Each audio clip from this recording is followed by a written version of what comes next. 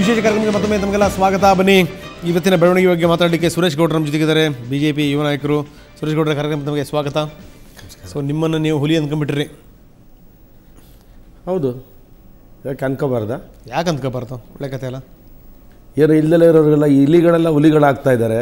BJPಲಿ ಬಂದು ಅಧಿಕಾರ ಅನುಭವಿಸಿ ತಿರ್ಗಾ ನಮ್ಮ ಪಕ್ಷನ ಬೈದು 3 ಭಾಗ ಆಗಿದೆ 4 ಭಾಗ ಆಗಿದೆ ಅಂತೇಳಿ ಯೋಗೇಶ್ವರ್ ಅವರು ಕಾಂಗ್ರೆಸ್ನ ಬಿಟ್ಟು ಯಾಕೆ ಬಂದರು? ಏನು ಹೇಳಿಕೆ ಕೊಟ್ಟಿದ್ರು? ನಿಮ್ಮ ಟಿ ವಿಲಿದ್ರೆ ಕ್ಲಿಪ್ಪಿಂಗ್ಸ್ ಹಾಕಿ ಬಂದರು. ಅವರು ರಾಜೀನಾಮೆ ಕೊಟ್ಟರು, ನಿಂತರು, ಸೋತರು. ಅಲ್ಲಿ ಅಶ್ವತ್ಥನವ್ರು ಗೆದ್ದರು. ನಂತರ ಪಾರ್ಲಿಮೆಂಟ್ ಟಿಕೆಟ್ ಕೊಡ್ತು ನಮ್ಮ ಪಾರ್ಟಿ. ಪಾರ್ಲಿಮೆಂಟ್ ಆದಮೇಲೆ ತಿರ್ಗಾ ಅಶ್ವತ್ಥನ ರಾಜೀನಾಮೆ ಕೊಡಿಸಿದ್ರು. ತಿರ್ಗಾ ಶಾಸಕರಾದಮೇಲೆ ಮಂತ್ರಿ ಆದರು. ಮಂತ್ರಿಯಾಗಿ 2.5 ವರ್ಷ 3 ವರ್ಷ ಅಧಿಕಾರ ಅನುಭವಿಸಿದ್ರು. ಅವ್ರ ಕ್ಷೇತ್ರಕ್ಕೆ 100 ಕೋಟಿ ನೀರಾವರಿ ಯೋಜನೆಗಳನ್ನು ನಮ್ಮ ಸರ್ಕಾರ ಮಾಡಿಕೊಡ್ತು. ಸ್ವಾತಂತ್ರ್ಯ ಅವರು 3 ಬಾರಿ ಶಾಸಕರಾಗಿದ್ದಾಗಲೂ ಸಹ ಅಲ್ಲೊಂದು ನೀರಾವರಿ ಯೋಜನೆ ಆಗಿರಲಿಲ್ಲ. ಅಲ್ಲೊಂದು 50 ಕೆರೆಗೆ ನೀರು ತುಂಬಿಸೋ ಅನ್ನೋದು ಒಂದು 100 ಕೋಟಿ ನೀರಾವರಿ ಯೋಜನೆ, ಒಂದು 300 ಕೋಟಿ ರಸ್ತೆಗಳು, ಡಾಂಬರೀಕರಣ ಇರ್ಬೋದು, ಸಿಮೆಂಟ್ ರಸ್ತೆ ಇರ್ಬೋದು. ಆ ಭಾಗದಲ್ಲಿ ಏನು 65 ವರ್ಷದಿಂದ ಕಾಂಗ್ರೆಸ್ ಇದ್ದಾಗ ಮಾಡೋಕ್ಕಾಗಿರಲಿಲ್ವೋ, JDS ಕಾಲದಲ್ಲಿ ಮಾಡೋಕ್ಕಾಗಿಲ್ದಲೇ ಇರಲಿವೋ ಅಂಥ ಕೆಲಸವನ್ನು ನಮ್ಮ ಸರ್ಕಾರದಲ್ಲಿ ಮಾಡಿ ನಮ್ಮ ಸರ್ಕಾರ 3 ಭಾಗ ಅಂತ ಹೇಳಿದ್ರೆ ಇವರಿಗೆಲ್ಲ ಏನು ನಾವು ಚಿನ್ನದ ತಟ್ಟೆಯಲ್ಲಿ ಇಟ್ಟು ಪೂಜೆ ಮಾಡಿ ಕಳಿಸ್ಬೇಕಾ ಇವ್ರನ್ನ? ಹೇಳಿ. ರಾಜ್ಯದ ಜನ ಏನು ಕತೆ ಕಾಯ್ತಿರ್ತಾರ? ಇವರಿಗೆಲ್ಲ ತಕ್ಕ ಪಾಠ ಕಲಿಸ್ತಾರೆ ಪಕ್ಷಾಂತರಿಗಳಿಗೆ. ಕಾಂಗ್ರೆಸ್ನ ಅಧಿಕಾರವನ್ನು ಅನುಭವಿಸಿ ಅಲ್ಲಿಂದ ಇಲ್ಲಿ ಮಂತ್ರಿ ಆಗೋದಕ್ಕೆ ಬಂದು ಮಂತ್ರಿ ಆದಮೇಲೆ ಗೌರವವಾಗಿ ಹೋಗಬೇಕು. ನಮ್ಮ ಪಕ್ಷದ ಬಗ್ಗೆ ಮಾತಾಡೋದೇನು ನೈತಿಕತೆ ಇದೆ? ಅದರಿಂದ ನೋವಾಗಿದೆ ನಮಗೆ. ರಾಜುಗೌಡರು ಇರ್ಬೋದು, JDS ಇಂದ BJP ಇಂದ ಕಾಂಗ್ರೆಸ್ಸು, GT ದೇವೇಗೌಡರು ಅವರು ಮಂತ್ರಿ ಮಾಡಿತ್ತು ಅವರು JDS ಸರ್ಕಾರ ಇದ್ದಾಗ. ಅದನ್ನು ಕಾಲಿಂದ ಒದ್ದು ಬಂದು ಇಲ್ಲಿ ಬಂದರು. ಇಲ್ಲಿ ಬಂದಮೇಲೆ ಟಿಕೆಟ್ ಕೊಟ್ಟು ಅವ್ರಿಗೆ ಎಲ್ಲ ಸ್ಥಾನಮಾನ ಕೊಟ್ಟು KHP ಕರ್ನಾಟಕ ಹೌಸಿಂಗ್ ಬೋರ್ಡಲ್ಲಿ ಅಧ್ಯಕ್ಷರು ಮಾಡಿದೋ. ನಾವು 15 ವರ್ಷದ ಪಾರ್ಟಿಗೆ ದುಡಿದವರು ಶಾಸಕರಾದಮೇಲೆ ನಾವೇನು ಕೇಳಿಲ್ಲ ಪಾರ್ಟಿನ. ನಮ್ಗೆ ಯಾವ ಅಧಿಕಾರ ಬೇಡ, ನಮ್ಮ ಸರ್ಕಾರ 5 ವರ್ಷ ಸಂಪೂರ್ಣ ಆಗಲಿ, ರಾಜ್ಯದ ಜನ ಆಶೀರ್ವಾದ ಮಾಡಿದ್ದಾರೆ, ಒಂದು ವಾಜಪೇಯಿ ಥರ ಒಂದು ಆಡಳಿತವನ್ನು ಈ ರಾಜ್ಯದಲ್ಲಿ ಕೊಡೋಣ, ದೇಶದಲ್ಲಿ ಕೊಟ್ಟಂಥ ಆಡಳಿತನ ಅಂತ ನಾವು ಇವರಿಗೆಲ್ಲವನ್ನ ಅಧಿಕಾರ ಕೊಟ್ಟಂಥ ಸಂದರ್ಭದಲ್ಲಿ ಶಕಾರ ಇದ್ದಲೇ ಇದ್ದು. ಇವತ್ತು ಚುನಾವಣೆ ಬಂದಂಥ ಸಂದರ್ಭದಲ್ಲಿ BJPಲಿ ಗೊಂದಲ ಇದೆ, ಇಲ್ಲಿ ಶಾಸಕರಾಗಲ್ಲ, ನಮಗೇನೋ ಇಲ್ಲಿ ಅವಕಾಶ ಇರಲ್ಲ ಅಂತ ಹೇಳಿದ್ರೆ ಇವ್ರು ಯಾರು ಹೇಳೋದು? ಜನ ಓಟ್ ಹಾಕೋರು ಮನೇಲಿದ್ದಾರೆ.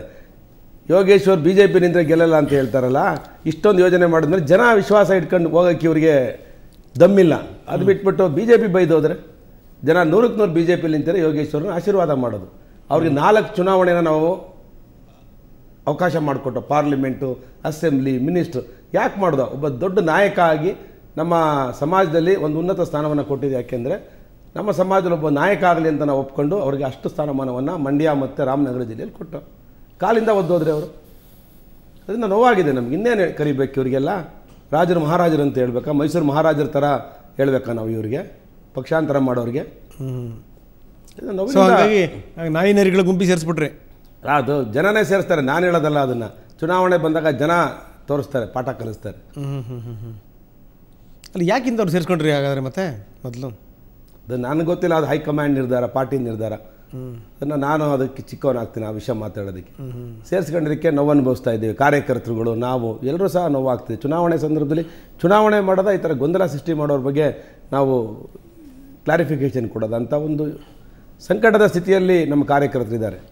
ಸೊ ಆ ಕಡೆ ಶಂಕರಲಿಂಗೇಗೌಡರು ನಿಮ್ಮ ಸಹವಾಸವೇ ಬೇಡ ಅಂತ JDSಗೆ ಹೋದರು.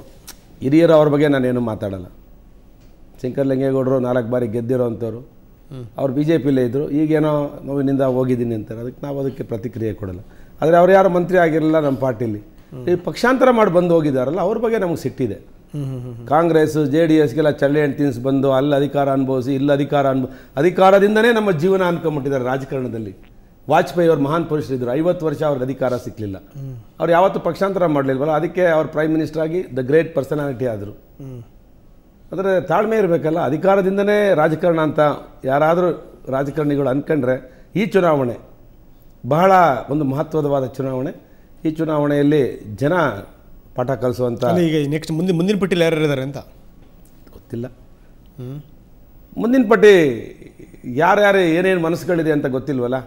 ಅಲ್ಲ ಆದರೆ ಭಾಳ ಸ್ಪಷ್ಟ, BJPಯಲ್ಲಿ ಏನು ಒರಿಜಿನಲ್ BJPಯವರು ಇದ್ದರು ಅವರು BJPಲೇ ಉಳ್ಕೊಳ್ತಾರೆ. ಯಾವುದೇ ಕಾರಣಕ್ಕೂ ಪಕ್ಷ ಬಿಟ್ಟೋಗಲ್ಲ. ಯಾರು ಪಕ್ಷಾಂತರ ಮಾಡಿ ಬಂದಿದ್ರು JDS ಕಾಂಗ್ರೆಸ್ಸಿಂದ ಅವರು ಜಿಗಿತಾನೆ ಇರ್ತಾರೆ. ಅವರಿಗೆ ಅಲ್ಲಿ ಕಾಂಗ್ರೆಸ್ಸಲ್ಲಿ ಹೋದರೂ ಅವರಿಗೆ ಇವತ್ತು ಟಿಕೆಟ್ ಕೊಡ್ತಾರಾ ಇಲ್ವಾ ಅಂತ ಯೋಚನೆ ಮಾಡಬೇಕು.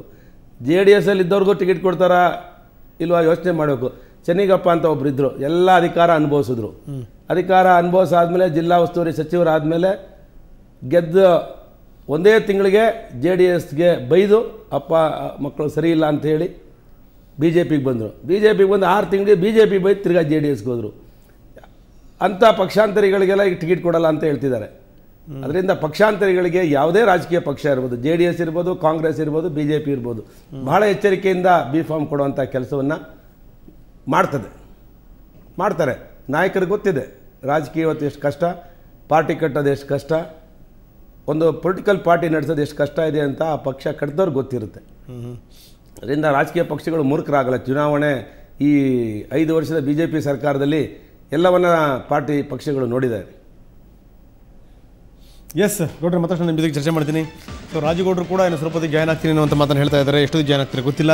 ರಾಜಗೌಡರು ಕೂಡ ಬರಬಹುದು. ಏನಂತಾರೆ ಕೇಳೋಣ ಸಣ್ಣ ವಿರಾಮದ ನಂತರ.